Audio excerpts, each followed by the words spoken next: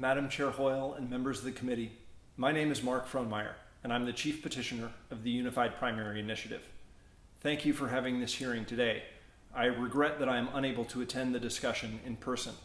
The Unified Primary Initiative will create a more democratic elections process and help restore the public's confidence in government. I've prepared a short presentation using a hypothetical election of adorable kittens in order to explain both the need for and the operation of the unified primary system. Alice, Bob, Carrot, Deb, Erline, and Frankie are running for governor of Cattsburg. Like Oregon, Cattsburg has two major political parties.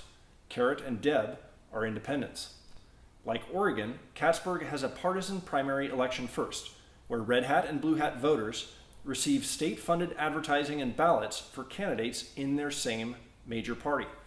And just like Oregon, about 1/3 of the kittens, the ones not registered with either one of the two major parties, are shut out of the process, and Carrot and Deb are forced to sit on the sidelines. Each of the two major party candidates advance by a plurality of voters in their own parties, so candidates willing to work across party lines can be punished by their own party bases.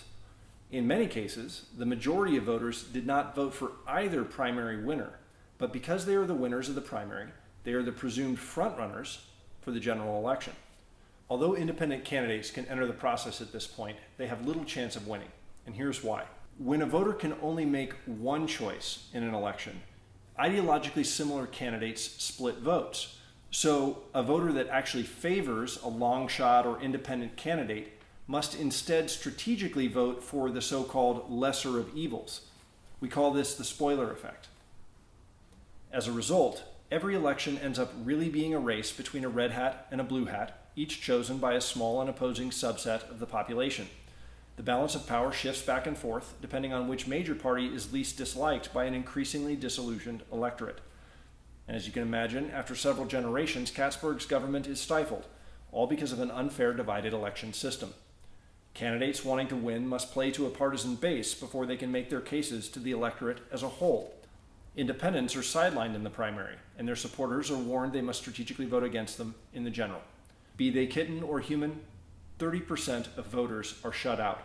And in districts dominated by one party, the election is effectively over in the primary, before most voters have had a say. This also means that well-financed special interests can use threats of a partisan primary challenge to shift the entire political spectrum to extremes.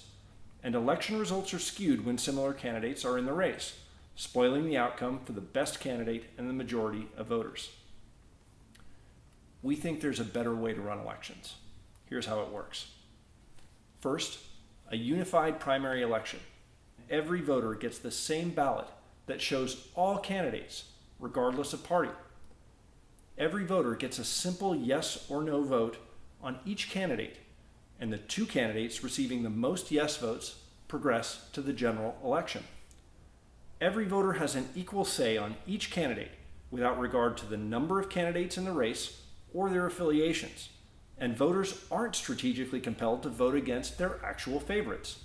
The general election becomes a race between the two candidates most approved by all, where every voter, including those who approved or disapproved of both candidates in the primary, can choose between them after taking a closer look. The result is a better democracy and happier kittens. Candidates campaign to all voters without having to pass through a partisan filter first. Every voter gets more choice and an equal voice on every candidate.